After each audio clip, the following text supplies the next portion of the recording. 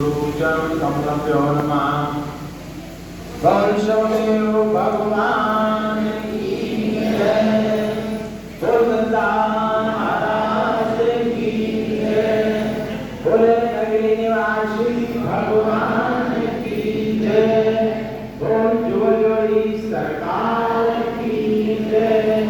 बोल ब्रह्मचार्य महाराज की जय।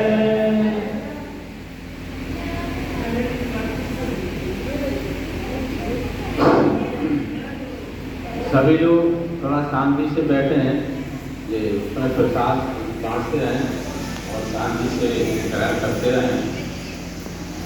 डिस्टर्ब ना हो, कोई बातचीत ना करें। थोड़ा सा तो हमें अपने काम से हो गए हैं।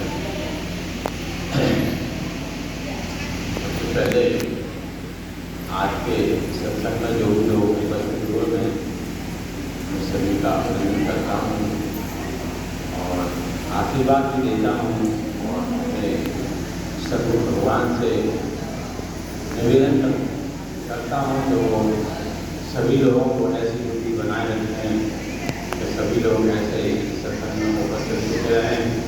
इससे सत्संग का लाभ मिलता है और अपने जीवन का जो भी उद्देश्य है उद्देश्य की पूर्ति होती है। आप लोग शांति से ले लो, बातें करने से थोड़ी बहुत पैसे मिल जाएगा, सारा कर देना आपको मिलेगा, लेकिन थोड़ा शांति बनाए रखो। इससे अपना आपका रोटी काल चलता है, अपना ही चलता है। तो आज वैसे नए लोगों की दीक्षा काफ़ी हुई है, हमारे ने आपको बताया, तो थोड़ा सा उनको भी उनके बारे में बता दें। क्योंकि नए लोग हैं, अगर उनको पूरा नॉलेज नहीं, पूरा ज्ञान नहीं है। तो बच्चे लोग पूछ भी रहे थे, तो बच्चे लोग कोई संगत जी में इधर चलाना चाहिए या नहीं चलाना चाहिए, ऐसा पूछ रहे थे। वो पूछ रहा था भाई पानी डालना चाहिए नहीं डालना चाहिए। क्योंकि सरल साधारण बातें हैं, काफ़ी अपने पुराने लोगों को सब मालूम है और नए लोगों को नहीं मालूम, तो उनको भी हम बता देते हैं। पहले अपन ये समझें कि जो उन्होंने बताया कि आज जिन लोगों ने दीक्षा दी है उनका एक आज ही जन्म हुआ है। अब इसका अपन ऐसे आपको ऐसे समझाएं जो आपको ये समझ में आ रहा है तो आज ही ऐसा क्यों जन्म हुआ है। तो कोई कहेगा हमको 50 साल पहले के हैं, कोई कहेगा हम 40 साल के हैं, कोई 30 साल का, तो आज ही जन्म क्यों हुआ है, ये आप लोगों को थोड़ा सा समझने की जरूरत है कि हमारा आज ही जन्म क्यों हुआ है। देखो ऐसा होता है, आप लोग थोड़ा शांति रखो, शांति बनाए रखो। जब तक हम परमात्मा को नहीं जानते हैं, हमारा लक्ष्य, हमारा उद्देश्य ही ईश्वर को जानना होता है। जब तक अपन परमात्मा को नहीं जानते हैं तब तक अपन मानव नहीं है। भाई ईश्वर को नहीं जानते तो मानव नहीं। हम अपने सारे काम कर रहे हैं, आप लोग भी अभी अपने कार्य कर रहे होंगे, धंधा व्यापार उधर के लिए कुछ कर रहे हो, और ये सारे काम जो है ना पशु पक्षी भी कर रहे हैं। पशु पक्षी भले ही नौकरी नहीं कर रहा हो, लेकिन अपने उधर मुक्ति के लिए तो कहीं ना कहीं से प्राप्त कर ही लेता है। फिर अपन क्या कर रहे हैं, उधर मुक्ति वो करता है और अपन भी अपनी उधर मुक्ति करते हैं। बच्चों का वो नियमन करते हैं, अपन भी नियमन करते हैं। अपन में क्या अंतर है, कोई अंतर नहीं। अपन में उनमें यही अंतर है कि अपने अंदर सुषमा एक नाड़ी, 10 प्रकार की नाड़ियाँ हैं अपने अंदर। वैसे तो 3,50,000 नाड़ियाँ होती हैं अपने शरीर के अंदर, लेकिन प्रमुख नाड़ियाँ 10 जिनके नाम बताए गए हैं। उसमें 10वां में एक सबसे प्रमुख नाड़ी होती है सुषुम्ना नाड़ी। जो सुषुम्ना नाड़ी है वो मानव के अंदर है। बोल सौदेव भगवान की जय। मतलब हम आपको थोड़ा सा समझ में आया है, ये बताना चाह रहे हैं कि हमारा आज ही जन्म क्यों हुआ, थोड़ा समझने की जरूरत है। तो अपने अंदर एक सुषुम्ना नाड़ी होती है। सुषुम्ना नाड़ी गुरु को बोलता है तो हमें परमात्मा का साक्षात्कार होता है। और ये अन्य जो भी पशु पक्षी जानवर हैं उनके अंदर सुषुम्ना नाड़ी नहीं होती है, तो इसलिए वो अपने जन्म और मरण के दौरान के चक्कर में पड़े रहते हैं। तो आज या जब भी इसने दीक्षा ली, जब भी इसकी सुषुम्ना नाड़ी खुली तो अपन ने परमात्मा का साक्षात्कार किया, उसी दिन अपन मानव हो गए। परमात्मा क्या है? परमात्मा एक शब्द है और उस शब्द का हम साक्षात्कार कर लेते हैं, उसी दिन से अपन मानव हो जाते हैं और यही जीवन का उद्देश्य है। अब अपन इस पर जैसे हमने चलो साक्षात्कार कर लिया, अपन ने देख लिया, मानव बन गए, लेकिन यहीं तक सीमित नहीं है। मतलब देख लिया चलो जान तो हो गया, ठीक है, इसके आगे अपन को और भी कुछ करना है। दीक्षा के माध्यम से, दीक्षा के सारे अपन को बहुत कुछ करना है, अपने उद्देश्य को सफल बनाना है। हमारे जीवन का उद्देश्य क्या है? केवल यहीं तक सीमित नहीं है। जैसे उन्होंने भी साक्षात्कार कर लिया, अब आपको कितनी संतुष्टि है कि है भी नहीं है, तो इस संतुष्टि के अपने उद्देश्य को पूर्ति करने के लिए अपन को आगे बढ़ना है। जैसे अपन ने 4 मुक्ति का ज्ञान दिया, तो 4 मुक्तियां का अपन को प्रैक्टिकल करना है। अगर आपने 4 मुक्तियों का प्रैक्टिकल नहीं किया तो अपन कोई चीज नहीं समझ पाएंगे। इसलिए अपने आप को सफल बनाना है। भाई मानव जन्म जो अपने को मिला है, जैसे तुलसीदास कहते हैं, अपने कई बार बताया कि बड़े भाग मानस सब पावा, सुर दुर्लभ सब ग्रंथन गावा। यानी अपन को ये शरीर, मानव शरीर जो बड़े भाग से मिला है, तो इसका क्या तात्पर्य है? बड़े भाग से मनुष्य के लिए तो लिखा है शास्त्रों में, लेकिन पशु पक्षियों के लिए नहीं लिखा, अन्य किसी के लिए नहीं लिखा, केवल मानव के लिए लिखा है कि आपको ये मानव का शरीर बड़े भाग से मिला है। पर अपन इसकी कीमत नहीं समझ पाते हैं। ये मानव की कीमत बहुत अमूल्य है। ये मानव अमूल्य है, इसका कोई मूल्य नहीं। इसके आप करोड़ों रुपए इकट्ठा कर दो, तब भी ये मानव की ज्यादा हो जाती है। तो इसलिए इस मानव की कीमत को समझो। ये मानव अमूल्य है। तभी तो तुलसीदास जी को लिखना पड़ा में और भी शास्त्र लिखते हैं, बड़े भाग मानस तन पावा। अब उनका बहुत बड़ा भाग है जो अपन को ये मनुष्य न मिला। अब यहाँ एक बात और भी आ जाती है, वो भी समझने का है।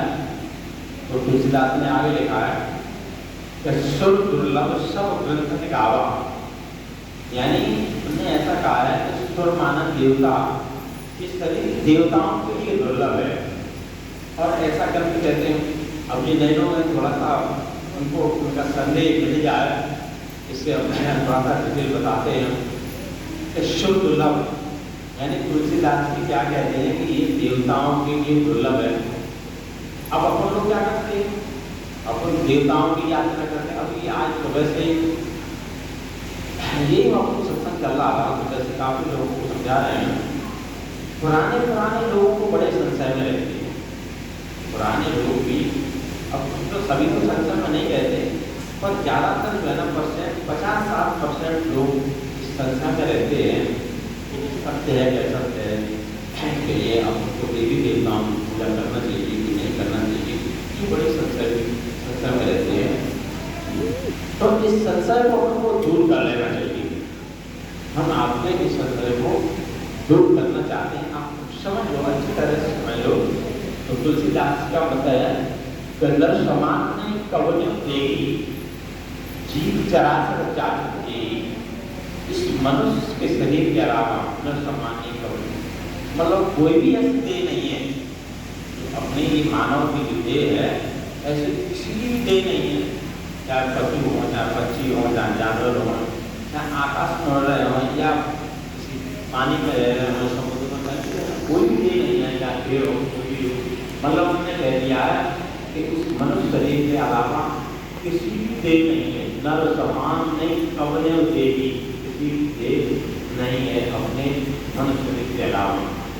जीव चराचर जाचक यही, सारे जीव इसकी याचना करते हैं, इसकी प्रार्थना करते हैं कि हमको भी मानव शरीर मिल जाता तो हम भी उस परमात्मा को जान लेते और परमात्मा को जान करके परमात्मा का भजन करके अपनी सेवा पाए प्राप्त कर लेते। तो ये मतलब विचार करने का विषय है, ये सोचने का विषय है, ये जानने का विषय है। तो जब ये देवी देवता इसकी याचना कर रहे हैं, मानव शरीर की याचना कर रहे हैं और अपन उनकी जा रहे हैं, इतनी बड़ी विडंबना है। तो वो तो इसको प्राप्त इसकी याचना करते हैं मानव शरीर की और अपन उनकी चले जाते हैं। तो फिर अपन से दुर्भाग्यशाली और कौन होगा? तो अपन वो तो ये चाह रहे हैं कि हमको मानव शरीर मिले और अपन दुखी हो जा रहे हैं। तो अपन को उनकी याचना नहीं करना, वो जो है ना उनको तो देवलोक प्राप्त होगा। वो जो है ना देवलोक की तैयारी कर रहे हैं। देखो रास्ते तीन हैं, तीन रास्ते हैं, स्वर्ग नरक अपवर्ग दशेनी। जो भी अपन कर्म करेंगे वही रास्ता आपको मिलेगा। कर दाता निज कर्म भोजन बढ़ाता, कोई किसी के सुख दुख का साथी नहीं है। जो अपन जो भी कर्म करेंगे उसी का परिणाम अपने को मिलेगा। परमात्मा, अब थोड़ा सा यहाँ एक बात और आ जाती है, ये भी समझने का विषय है। आप लोग, कई लोग ऐसा प्रश्न करते हैं, कई लोग अपनी शंकाएं रखते हैं, कई लोग कहते हैं कि तो बहुत परेशान है, हम बहुत गरीब हैं, हमारे ऊपर सारा खर्च है और उनसे बहुत परिस्थिति लोग हैं, बड़े मतलब कोई करोड़पति है तो बहुत सुखी है। तो ये असमानता क्यों है, इसके बारे में आप लोगों को समझने की जरूरत है। हमने कहा कि पूर्ण दाता, परमात्मा ने सभी कुछ समान बनाया है। परमात्मा ने किसी के साथ असमानता नहीं रखी। परमात्मा ने सभी आत्माओं को समान बनाया, सभी को बराबर बना दिया है और बना करके आपको स्वतंत्र कर दिया। आप जैसा कर्म करेंगे वैसा ही फल प्राप्त करेंगे। परमात्मा ने किसी के कोई भेद नहीं रखा। गुरु और परमात्मा, परमात्मा को भेद नहीं रखता, गुरु भी भेद नहीं रखता। गुरु और परमात्मा में थोड़ा सा अंतर होता है कि आप जितना भी रोते चिल्लाते रहो, कुछ भी अन्याय विनय करते रहो, लेकिन परमात्मा आपकी एक नहीं सुन पाएगा। परमात्मा बिल्कुल नहीं सुनेगा, लेकिन गुरु सुन लेता है। जैसे अभी अपने महान पुरुष ने सवाल लिखा है कि 3 लोग नवखंड में गुरु से बड़ा न कोई, करता करे न कर सके, गुरु करे तो अंतर है ना। परमात्मा और गुरु में ये अंतर हम आपको बता रहे हैं। थोड़ा सा शांति रखो। 3 लोग नवखंड में, यानी तीनों लोगों में और नवखंड में गुरु से बड़ा कोई नहीं है। और करता करे ना कर सके, ईश्वर नहीं कर सकता, लेकिन गुरु कर सकता है। इसलिए गुरु को कुछ अधिक अधिकार मिले हुए हैं। आप गुरु के पास जाएंगे, कहीं रोएंगे चिल्लाएंगे तो गुरु इच्छा कर देगा, मतलब कुछ आप तक कृपा कर देगा, चलो मतलब ऐसा किया है। अपने गुरु जी ने जो है ना हजारों लोगों का, हजारों और कई हजारों लोगों का भला किया है। लेकिन परमात्मा ऐसा कुछ नहीं करता। परमात्मा का काम है ये मानव जन्म देना। वो भी ऐसे नहीं दे देता परमात्मा मानव जन्म। मानव जन्म का भी आप समझ लें कि ये मानव जन्म कैसे प्राप्त होता है। ये मानव जन्म जो है ना 84 लाख योनियों, जब 84 लाख योनियों पूरी हो जाएगी, सब अपन पूरा कर लेंगे वो पूरा, तब ये परमात्मा का जन्म अपने को मिलता है। वही तो लोग कहते हैं आप जो है ना ईश्वर को जान लो, नहीं तो उनको 84 में जाना पड़ेगा। 84 लाख प्रकार की योनियां होती हैं। आकर जीव लाख 84 यौन प्रपंच जीव अविनाशी, 84 लाख प्रकार की योनियों के बाद ये मानव जन्म अपने को प्राप्त होता है। और देखो अपन 84 में नहीं है, अपन मोक्ष में बैठे हैं। ये की बात थोड़ा सा और समझ लो, धीरे धीरे एक बात करके समझते चलो। अपन 84 में नहीं है, मानव जन्म 84 में नहीं है, अपन 84 से परे अपन मोक्ष में ही बैठे हैं। अब लोग विचार करेंगे कि हम मोक्ष में बैठे हैं, हमें मोक्ष की क्या जरूरत है? नहीं, ये परमात्मा ने जो मानव जन्म दिया है ये इसलिए दिया है कि आपको आने वाले जन्म निरंतर मोक्ष आप प्राप्त करते रहने लगातार आगे। ये नहीं, ये तो आपको एक मौका दिया है, अवसर दिया है। 84 के बाद ये अवसर आपको मिला है कि आप अपनी मुक्ति का उपाय ढूंढें, नहीं तो फिर 84 में चले जाएंगे। तो इस प्रकार से हम जो रास्ते बता रहे थे, 3 रास्ते हैं, स्वर्ग नरक अपवर्ग नरक, 3 रास्ते हैं। एक स्वर्ग का रास्ता होता है, एक नरक का रास्ता होता है, एक अपवर्ग का रास्ता होता है। 3 रास्ते में अपन को कौन सा रास्ता चुनना है ये भी अपन को जानने की जरूरत है। वो बेचारे नए लोग अभी नहीं जान पाएंगे, पुराने लोग जान रहे होंगे। हमने उनको कई बार बताया, सभी लोगों को समझने की जरूरत है। अब ये हम ये भी बता रहे हैं नरक किस काम से मिलता है, स्वर्ग कौन सा काम करते हैं तो स्वर्ग मिलेगा, और अपवर्ग कौन सी काम से मिलेगा, क्या करना पड़ेगा जिससे उनको अपवर्ग मिले, को जानने की जरूरत है और समझने की भी जरूरत है।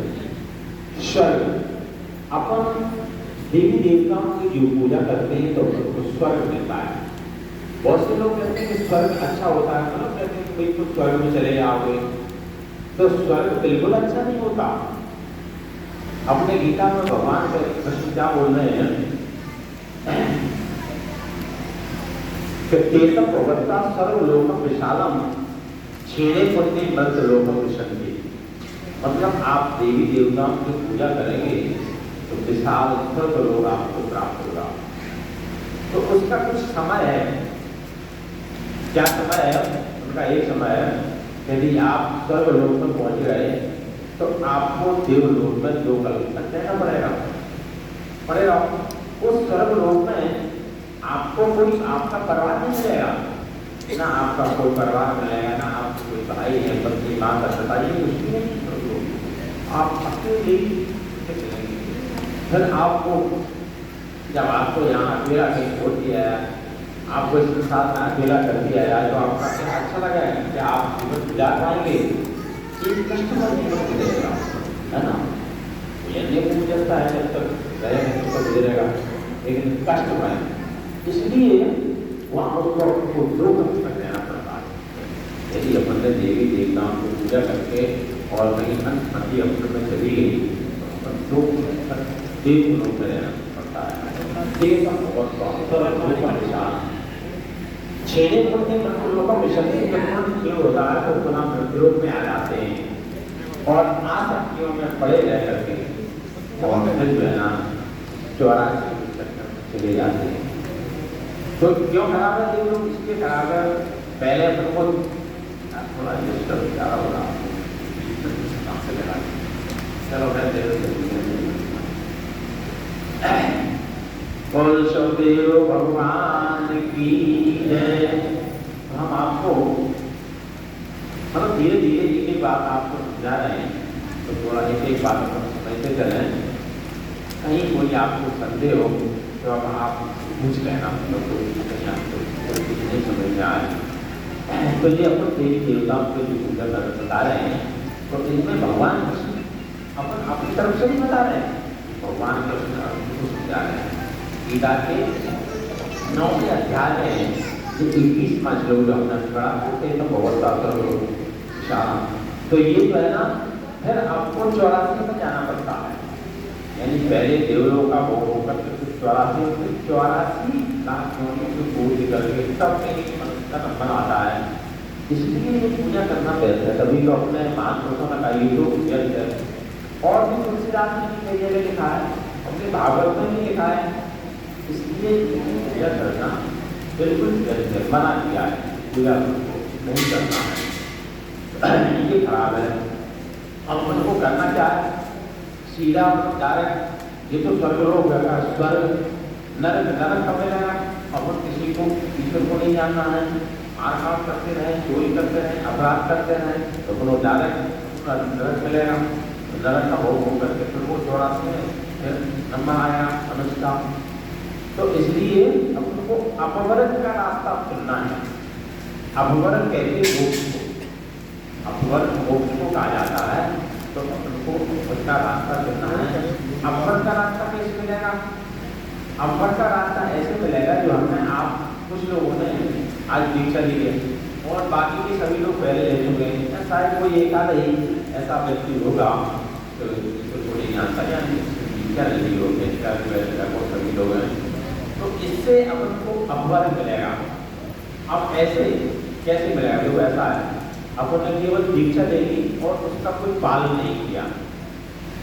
दीक्षा लेने के बाद उसका अपन को प्रैक्टिकल करना पड़ता है। यदि अपन उसका प्रैक्टिकल नहीं करेंगे तो उसका कोई परिणाम नहीं मिलेगा। आपको प्रैक्टिकल करना पड़ेगा। आपको 4 मुक्ति जो अपने आपको 4 मुक्ति बताइए, ये 4 मुक्ति कोई आज की नहीं है, ये कल के आदमी है। जब ये अपनी सृष्टि की रचना हुई थी, सृष्टि की रचना, तो सबसे पहले अपने श्लोक पढ़ा है गुरु ब्रह्मा गुरु विष्णु गुरुदेव महेश्वरा। तो सबसे पहले ब्रह्मा विष्णु महेश ने उन्होंने ये ज्ञान का प्रसार किया था। ये सबसे पहले उनको प्राप्त हुई थी ये ज्ञान, इनको ब्रह्मा विष्णु महेश सबसे पहले उनको हुई। तभी अपन सबसे पहले उनका स्मरण करते हैं। तो ये कल के आज की चली आ रही, कोई आज की नहीं। तो ये 4 मूर्तियों का आपको प्रैक्टिकल करना है, तभी अपन अपवर को प्राप्त कर सकते हैं। अन्यथा दूसरा कोई साधन नहीं है जो अपन अपवर को प्राप्त कर सकें। तो ये हमने आपको बताया, ये आप लोगों को समझ में आया होगा। क्या अपन को किसी भौतिक पूजा में लिप्त नहीं लेना। कुछ लोग जो पूछ रहे थे तो चलो नहीं हम संस्कृति पर मतलब क्या करते हैं, या देवी देवताओं की पूजा कर सकते हैं या नहीं, या हमारे तमाम बता रहे थे। तो मैंने कहा ऐसा नहीं। देखो तुलसीदास ने कहा है कि लोग न एक संग वालू उठाओ वालू दोनों का एक साथ नहीं हो सकते। आप हंसना चाहें और गाल फुलाना चाहें तो ये दोनों का संग नहीं है। इसलिए एक स्तर पर खड़े हुए और बदल से भौतिकता से तो कुछ मिलने वाला है नहीं, अपन आध्यात्म से भी कुछ हो जाएंगे। ये अपने दोनों पहलू पर को खड़े नहीं लेना है। अपन केवल एक ही पहलू पर हमको खड़े होना है, इसी पर को चलना है। तो अपन को केवल आध्यात्म में पकड़ना है। आध्यात्म का तो हमने कई बार बताया, ऐसे तो 4 मुक्ति है ही, लेकिन आध्यात्म का अपन किसे कहते हैं? जो यही समझ लें, आध्यात्म का मतलब होता है बोल रहे हैं आपको कभी अपनी बातचीत करते हैं व्यक्त से परे अव्यक्त, व्यक्त से परे अव्यक्त बोला नहीं जा सकता, अव्यक्त कहते हैं। व्यक्त से परे अव्यक्त, अव्यक्त से अव्यक्त परे वह सनातन इसको आध्यात्मिक कहते हैं, उसको आध्यात्मिक कहा जाता है। ये आपको समझने की जरूरत है। तो आपको आप मोटी बात समझा दें। मोटी बात यह है कि अपन को अपना उद्देश्य पूरा करने के लिए, हमारा उद्देश्य क्या है? हमारा उद्देश्य है कि अपन परमात्मा को प्राप्त करें। परमात्मा को प्राप्त करने का उद्देश्य है। और यदि अपन परमात्मा को प्राप्त करने के बाद केवल अपने प्राप्त नहीं करें, फिर उससे उद्देश्य अपना और भी आगे हो जाता है। क्या? पर एक सरस रमनी पाई, पर पीला समनी अधिमाई, पराया भी करना है। ये नहीं कि हमने ईश्वर को जान लिया और हमारा तो अपर हमको मिल गया, तो अपन को दूसरों को भी खिलाना है, मतलब दूसरों का भी करना है।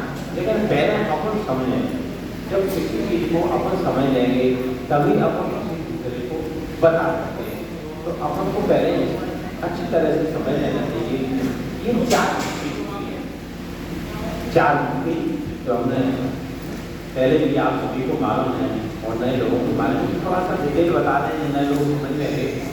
जिस 4 मुक्ति हमने बताई, शायोज शामिक साधु साधु। पहली मुक्ति होती है शायोग मुक्ति। शायोग मुक्ति वह मुक्ति होती है जिसके द्वारा वो आपको अमृत मिलता है। इस अमृत से आपकी वजह अकाल मौत नहीं हो सकती। यदि आप इस शायोग मुक्ति का पालन करेंगे, यदि प्रैक्टिकल करेंगे तो आपकी अकाल मौत नहीं होगी। तो कितनी बड़ी गारंटी ली है? जब कोई गारंटी नहीं ले सकता, आप भौतिक काम में चले जाए, कौन सा गारंटी लेगा? लेकिन अपनी शारीरिक मुक्ति गारंटी ले रही है। कहाँ ले रही है? शिवपुराण में गारंटी ले रही है कि मृत्यु ने शिवपुराण में ले दिया है कि मृत्यु के देह पाने का इसके अलावा दूसरा कोई साधन ही नहीं है। ये मौत से बचाया जा सकता है। ये सारी मुक्ति को क्या सिद्ध करना पड़ता है? ये सारी मुक्ति को जो है ना भीष्म पितामह ने सिद्ध किया था। आप लोगों को पता हो कि पितामह शिक्षा पर लेते हुए थे, उन्होंने इसी सारी मुक्ति को सिद्ध किया था। तभी तो वो कह रहे थे कि हम अभी अपना शरीर नहीं छोड़ेंगे। आप तो पितामह और आप ने भी मानव हैं, तो कहीं किसी में कोई अंतर नहीं है। जो आत्मा उनके अंदर थी, राम कृष्ण ब्रह्मा विष्णु जो भी कोई है, हमारे तुम्हारे सभी के समान है, कोई अंतर नहीं, सबके समान है। उन्होंने जाना है, आप भी जान सकते हैं, आप भी इसको मतलब सिद्ध कर सकते हैं। तो जब ईश्वर के पितामह ने अपनी शाही मुक्ति को सिद्ध किया, तभी तो कह रहे थे कि हम हस्तिनापुर को जब तक सुरक्षित नहीं देख लेते तब तक हम अपना शरीर नहीं छोड़ेंगे। उनको शाही मुक्ति को सिद्ध किया था। इसी शाही मुक्ति के बल पर रावण कर रहा था। रावण की शाही मुक्ति के बल पर है, मुझे कोई पार ही नहीं सकता। ये बात सही है, हमने अभी आपको बताया तो प्राण कह रहा है मृत्यु पर विजय पाने का, इसके अलावा दूसरा कोई साधन नहीं है। तो ये शाही मुक्ति के बल पर रावण कर रहा था कि मुझे कोई नहीं मार सकता। अब क्योंकि जो है ना वो कुछ गलत रास्ते पर चला गया, इसलिए वो मृत्यु को प्राप्त होगा, अन्यथा वो राम नहीं मान सकते थे। तो वो शायद मुक्ति है, वो शायद मुक्ति आपको सभी को हमने बताई, हमारी को बताई और तो वो शायद मुक्ति का आपको पालन करना है, प्रैक्टिकल करना है। ये बहुत अच्छी चीज है। आपके कई प्रकार के रोगों का नष्ट करेगी, आप कई प्रकार के रोगों को नष्ट करेगी, मानसिक विकारों को दूर करती है, जीवन बढ़ाती है, आपकी उम्र को भी बढ़ाएगी, अकाल मौत से तो बचाती है। इसमें कई विशेष गुण हैं और सभी मुक्तियों से ये सर्वोपरि है। तो इसलिए अपन को इसको करना है, इसका प्रैक्टिकल करना है। प्रैक्टिकल अधिक से अधिक अपन लोगों को इसके प्रैक्टिकल की जरूरत है, तभी अपन इसका लाभ प्राप्त कर सकते हैं। अब अपन प्रैक्टिकल ना करें तो इसका लाभ थोड़ी मिलेगा। तो इसके बाद शाही मुक्ति की बात आता है शामी मुक्ति। शामी मुक्ति के लोग परमात्मा का नाम जाना जाता है। अब ये पुराने लोगों को लगभग मालूम है, अच्छा बहुत से लोगों को मालूम ही नहीं, वो भी समझ लें, हम इसका थोड़ा सा और डिटेल बताएंगे कि शामी मुक्ति के द्वारा परमात्मा के नाम को जाना जाता है। अब इसमें थोड़ा सा ये है कि भाई परमात्मा का क्या नाम है? परमात्मा के नाम को अपन मुँह से नहीं कह सकते हैं। परमात्मा का नाम मुँह से नहीं किया जा सकता। एक लिया तो परमात्मा का कोई नाम नहीं, पर माध्यम का है, उसको जानना तो पड़ेगा। अपने कबीर साहब भी कहते हैं, कहता हूँ कहे जाता हूँ बजा बजा के ढोल, सांसा खाली जात है तीन लोग का मोल। इस सांस के अंदर परमात्मा का नाम है। कबीर साहब कहते हैं कि श्वास श्वास को हर बजो, वृद्धा श्वास को ना जाने श्वास का आमन हो न हो। तो इस परमात्मा के नाम जो अपने श्वास के अंदर जो परमात्मा का नाम रमा हुआ है संलग्न है, उस नाम को हमको जानना है। तो वो नाम हम आपको बता रहे हैं कि जो परमात्मा का नाम है, परमात्मा के नाम को अपन मुँह से नहीं कह सकते हैं। परमात्मा का नाम परावाणी से लिया जाता है। अपने अंदर चार वाणियाँ होती हैं, वैखरी, पश्चंती, मध्यमा और परा। ये चार प्रकार की वाणियाँ हैं। इन चार प्रकार की वाणी में परावाणी, जैसे अपनी चार वाणी होती, वैखरी वाणी होती है, इससे परमात्मा का नाम नहीं लिया जा सकता है। वैखरी वाणी क्या उनकी जब बोल रहे हैं, हमने पहले ही बताया था, बोल रहे हैं, इससे परमात्मा का नाम आप नहीं ले सकते। पश्चंती, आप लोग मौन बैठे हुए आपके अंदर कुछ न कुछ विचार बनते हैं, जिसको पश्चंती कहते हैं। तो पश्चंत ये भी, इससे भी परमात्मा का नाम नहीं लिया जा सकता। मध्यमा श्वास को बोलते हैं। श्वास के अंदर एक परावाणी होती है, उस परावाणी से परमात्मा के नाम का मिश्रण किया जाता है।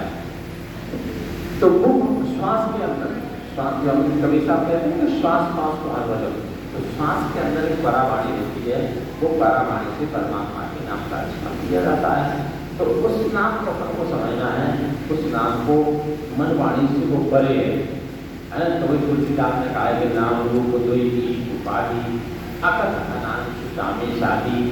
ईश्वर का नाम अकथ है, कहने में नहीं आता, सभी लोग जानते हैं अकथ अनादि काल से चला आ रहा है, जब है इस साधना करने से समझ में आ जाता है वो परमात्मा का नाम।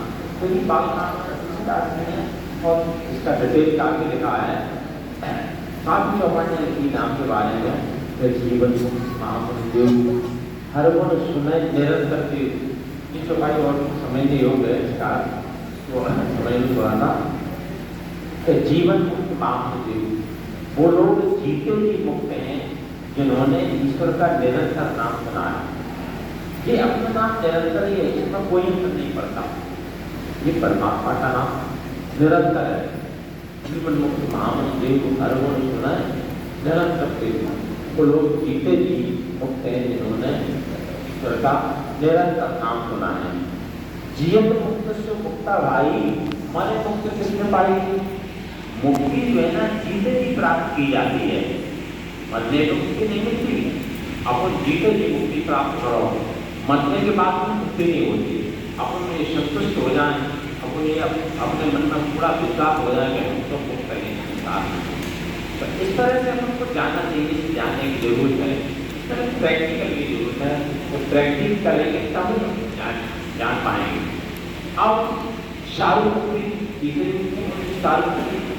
शारूमुक्ति के द्वारा परमात्मा का साक्षात्कार होता है। अब परमात्मा क्या है, उसका कैसे साक्षात्कार हो, ये अभी सभी लोगों को बताया। परमात्मा कोई ऐसी चीज नहीं है जो इस परमात्मा को अपनी आंखों से देखते हैं, आंखों से नहीं दिखाई देता। परमात्मा को कैसे देखते हैं? परमात्मा को तीसरे दृष्टि से देखते हैं, दिव्य दृष्टि से देखते हैं। जैसे भगवान कृष्ण अर्जुन को दिखा रहे हैं, गीता के 11वें अध्याय में 8वां श्लोक है कि न तो मानसके दृष्टि मने ने उत्तर चक्षुषा दिव्यम ददामि ते रूपस्ते योगिनम। मतलब अर्जुन ने कहा ये प्रभु आप की दर्शन से देखना चाहते हैं। उन्होंने कहा गतियों में इसे प्राप्त करते हैं, तुम आत्मा प्राप्त देखते होंगे, मेरी ऐसे पृथ्वी को देखने में संदेश मत नहीं हो, इसलिए हम आपको दिव्य दृष्टि का ज्ञान देते हैं तो आप परमात्मा के दर्शन कर सकोगे। तो वो परमात्मा है जो दिव्य दृष्टि की दृष्टि से आंखों से परमात्मा को नहीं देखा जा सकता, तीसरे दृष्टि से परमात्मा का साक्षात्कार किया जा सकता है, उसी को देखना है। और परमात्मा सभी जगह है, सभी साथ शब्द ब्रह्म भगवत एको ब्रह्म द्वितीय नाम से परमात्मा एक शब्द है, ज्योति स्वरूप है। ऐसी ज्योति को सूर्य प्राप्त कर सके न चांद न बनावटी लाइट पुरुषों में नहीं प्रकाशित है, तो वो परमात्मा है। वो परमात्मा तीसरे दिन के द्वारा देखा जाता है। अपन सबसे तीन दिन है पर ये दो दिन तो सबको दिखाई दे रहे हैं, पर तीसरा दिन यहाँ गुप्त है। इस गुप्त दृष्टि परमात्मा का अपन साक्षात्कार करते हैं। गुप्त दृष्टि जैसा हम कहते हैं, बहुत से लोग जानते हैं भाई शंकर जी के 3 नेत्र हैं और उन्होंने अपना तीसरा नेत्र खोल के रखा है। शंकर जी के 3 नहीं है, अपन सभी के मानव है, सभी के 3 नेत्र हैं, पर शंकर जी ने अपने खोल के रखा था, अपन भी खोल सकते हैं। अपन भी ऐसी साधना करें तो अपना भी तीसरा नेत्र खोला जा सकता है, बोला है। आप अभ्यास करें इसको तो और तीसरा दिन पाएंगे परमात्मा का साक्षात्कार करने के लिए। तो परमात्मा का परमात्मा की शब्द है। हमने और भी कई जगह लिखा है बहुत सारा डिटेल परमात्मा के बारे में। तो ये 3 चीजें होंगी। चौथी है शालो मुक्ति। शालो मुक्ति के द्वारा परमात्मा के लोग भी सुनाई देती है। इसमें 9 प्रकार की स्थितियाँ होती हैं जो अपनी अलग अलग स्थिति प्रदान करती हैं। इस प्रकार से अपन को अंबर का रास्ता चुनने के लिए 4 का प्रैक्टिकल करना पड़ेगा। 4 मुक्तियों का आज जब हम प्रैक्टिकल नहीं करेंगे तो अपन को वो रास्ता नहीं मिलेगा। देखो परमात्मा एक है, उसका रास्ता भी एक ही है। अपन ये विचार नहीं करें कि अपन कैसे पहुंच जाएंगे, परमात्मा एक है, रास्ता भी एक है। तुलसीदास ने कहा है कि व्यापक एक ब्रह्म अविनाशी सत चेतन आनंद। परमात्मा एक है, व्यापक है, चेतन है और वही आनंद देने वाला है। इसलिए अपन को उसी परमात्मा को जानना है, उसी की आराधना करना है और उसी के लिए हमको मानव जीवन मिला है। अपना उद्देश्य ये उसी को प्राप्त करने के लिए, बाकी को मानव जीवन का अपना दूसरा कोई उद्देश्य नहीं है। अपना उद्देश्य यही है कि हम परमात्मा को प्राप्त करें और दूसरों को भी कराएं। आप जगह औरों को जगाना ना सबसे जैसी बात, केवल अपन अपने आप तक सीमित नहीं रहें, अपन अपने आप हो जाना और दूसरों को भी जनाएं। जैसे लिखा है कि 12 का नाम कहे देव और तरल तारण न देव, मतलब 12 का नाम जान करके अपन तो करे जाते हैं, दूसरों को भी तार ले जाए, तब 12 नाम होता है। तो इस तरह से हमने आपको बताया कि 4 मुक्ति के माध्यम से अब तो परमात्मा को जान सकते हैं। इसके अलावा अपन को भौतिक पूजा से दूर रहना है। ये भौतिक पूजा बिल्कुल अलग है, मतलब इससे अपन को कुछ भी चीज हासिल नहीं हो सकती, बल्कि अपन एक गहरे गड्ढे में चले जाएंगे जिसका उबारना मुश्किल हो जाएगा। इसलिए अपन को सारी चीज़ों को छोड़ करके, जैसे अपने भागवत का सभी ने लिखा है, अब हम बताने को चाहते हैं, रामायण में पहले लिखा है, गीता में कई जगह लिखा है, भागवत में भी लिखा है, नाना शास्त्र पठन होते नाना देव आत्मज्ञान के बात सर्वतरम निरक्षतम। ये भगवान कृष्ण के पाठ में ये छोटा सा श्लोक में उन्होंने कहते नहीं कि ने गा कर सागर भर दिया और इस तरह का ये श्लोक है, बस केवल समझने की जरूरत है। क्या कहते हैं कि नाना शास्त्र पठन होते, नाना शास्त्रों का पठन पाठन, मतलब हमारे भगवान कृष्ण अर्जुन को ये समझा रहे हैं कि नाना शास्त्रों का पठन पाठन कर लो, नाना प्रकार की देवी देवताओं की पूजा कर लो। आत्मा ज्ञान के अलावा ये सब व्यर्थ है। आत्मा ये चार तो वो आत्मा बोलते हैं। आत्मा स्व परमात्मा, यानी परमात्मा एक शब्द है ज्योति स्वरूप है और वही ज्योति स्वरूप अपन देखते हैं। कभी तो वो कहते हैं आत्मा स्व परमात्मा, जब वो परमात्मा का साक्षात्कार कर लेते हैं तभी अपना एक असली जन्म होता है। मतलब जब अपन दीक्षा लेते तभी तो साक्षात्कार होता है। एक जन्म ये जब हम साक्षात्कार नहीं करेंगे, चाहे एक जन्म हो जा दो चाहे कितने जन्म हो जा दो, आपको नहीं जाना है। जन्म जन्म को जतन कराएंगे, अंत राम कहे आप बनाए, आप नहीं आएगा तो राम का नाम नहीं जाना हो नहीं आएगा। इसलिए आपको जानना है, जान करके अपने उद्देश्य को हासिल करना है। उद्देश्य हासिल तभी होगा जब 4 मुक्तियों को जान लेंगे और उसका प्रैक्टिकल करेंगे तो हमें अपने जीवन को उद्देश्य को पूरा कर सकते हैं। मैं थोड़ा सा समझ आ रहा है, अपन और थोड़ा सा आगे का विकास समझ।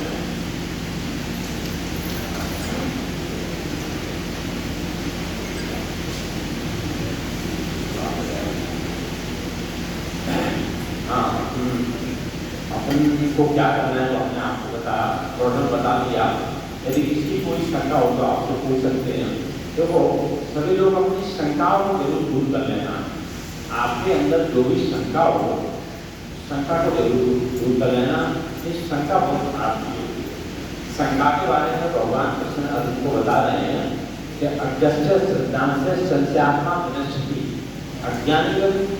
अज्ञानी व्यक्ति और श्रद्धाहीन व्यक्ति और संसार रहने वाले व्यक्ति ये पतन की ओर जाते हैं। पतन माने ये विनाश की ओर चले जाते हैं। यानी कि ये न ये लोग सती ना हम लोगों अस्ति ना परो न हम सत्यात्मा सती, उनके लिए न निलोक होगी न परलोक होगी और न उनको जीवन में सुख मिलता है। अंत में पतन की ओर चले जाते हैं। इसलिए आप लोग अपने संशय को जरूर दूर कर लें। संशय नहीं रहने दें और इसी के साथ अपने प्राणी को विराम दे रहे हैं और अपना आगे प्रकार का माहौल बनाएंगे। गुरु जी